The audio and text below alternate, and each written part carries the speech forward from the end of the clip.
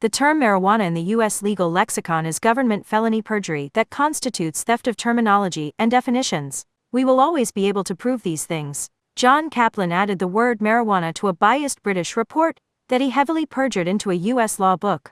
Harry Anslinger, in his testimony to Congress, admitted to the urgent changes of definitions. We will always be able to prove these things. Equal cannabis freedoms for everyone is the only acceptable path forward.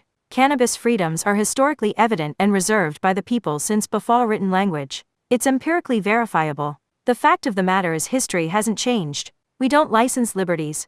Murdoch v. Pennsylvania. If the government licenses liberties, the people can engage in their rights with impunity.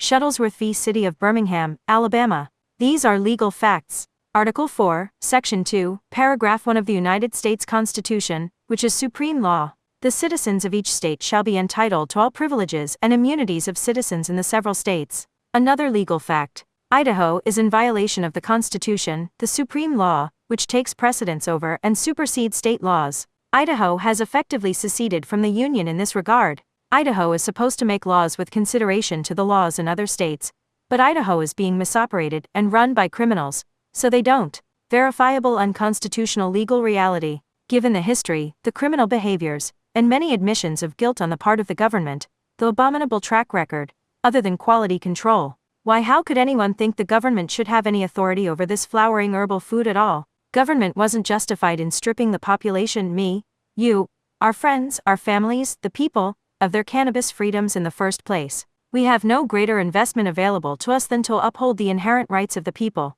No one can argue against these matters of historical and legal facts. Cannabis isn't something the government can legalize. They don't have the rights, because the people never gave the government our cannabis rights. Fact. Cannabis isn't something the government can prohibit. They don't have those rights, liberties, or freedoms, the people do.